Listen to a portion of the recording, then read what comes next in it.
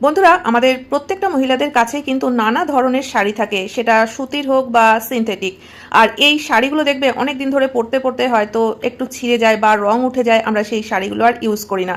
শুধুই কিন্তু দেখবে আলমারিতে এরকম অনেক শাড়ি পরেই থাকে। শুধু এই শাড়িগুলোকে ফেলে না রেখে একটা বেলনের সাহায্যেই কিন্তু আমরা এই পুরনো শাড়ি দিয়ে খুব সুন্দর জিনিস তৈরি করে নিতে পারবো। তো দেখো, এখানে আমি দুটো সিনথেটিক শাড়ি নিয়ে নিয়েছি। শাড়ি দুটোকে প্রথমেই কিন্তু পুরোটা খুলে নিতে হবে। আর এবার দেখো, শাড়ির একটা পাশ, সেটা আঁচলের দিক হোক বা কোমরের দিক হোক, একটা দিক নিয়ে এইভাবে কিন্তু কুচি দিয়ে নিতে হবে। একটা দড়ি দিয়ে হোক বা একটা রাবার ব্যান্ডের সাহায্যে পুরো মাথার দিকটা কিন্তু ভালোভাবে আটকে নিতে হবে।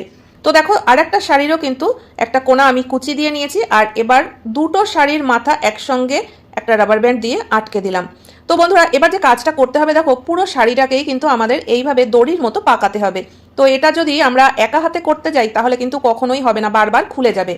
তো সেই কারণে কারোর একটা হেল্প অবশ্যই নেওয়ার প্রয়োজন। আর ঘরে যদি কেউ না থাকে হেল্প করার মতো, তোমাদের একা হাতে করতে হয়, তাহলে কিন্তু দুটো শাড়ির যে মাথায় গিঁট দিয়েছি সেখানে একটা বেলন আটকে নিতে পারো।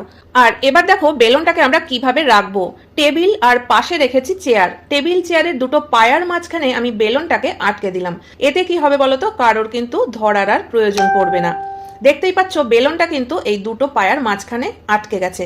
তো এবার যতই টান লাগুক না কেন, বেলন কিন্তু আর খুলে আসবে না। আর আমরাও কিন্তু একা হাতেই পুরো জিনিসটাকে তৈরি করে নিতে পারবো। এই প্রথম থেকেই কিন্তু যখনই শাড়িটাকে এরকম ভাবে পাক দেবে, তখন কিন্তু একদম টাইট করে পাক দিতে হবে, যাতে একদম দড়ির মতো শক্ত হয়ে যায়।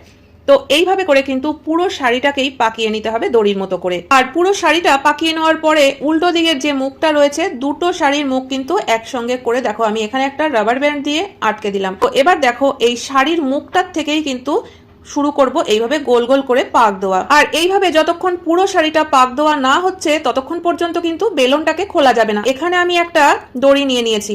তো এরকম পুরনো কোনো জামা কাপড় বা বিছানার চাদর থাকলে সেখান থেকে কিন্তু সরু সরু করে দুটো তিনটে দড়ি কেটে নিতে হবে। দুটো তিনটে পাক দেওয়ার পরে ভিতর থেকে আমি এই দড়িটাকে দিয়ে একটা জায়গায় গিঁট দিয়ে দিলাম। তবে এই দড়িটাকে কিন্তু একটু বড় করেই নিতে হবে।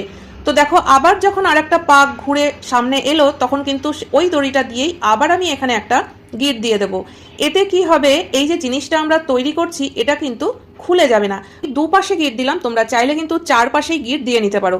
তো দেখো বন্ধুরা, কত সুন্দর একটা জিনিস তৈরি হয়ে গেল। এটা কিন্তু আমরা অনেক সময় নিচে বসে কাজকর্ম করি, তো আসন পাততে হয়, কোনো রকম আসনের কিন্তু প্রয়োজন হবে না। খুব সুন্দর একটা জিনিস আমরা এইভাবেই তৈরি করে নিতে পারলাম। কোনো কাটাকাটির ঝামেলা নেই, বসেও কিন্তু বেশ আরাম হবে। বা এটা কিন্তু তোমরা চাইলে পাপোশ হিসাবেও ব্যবহার করতে পারো।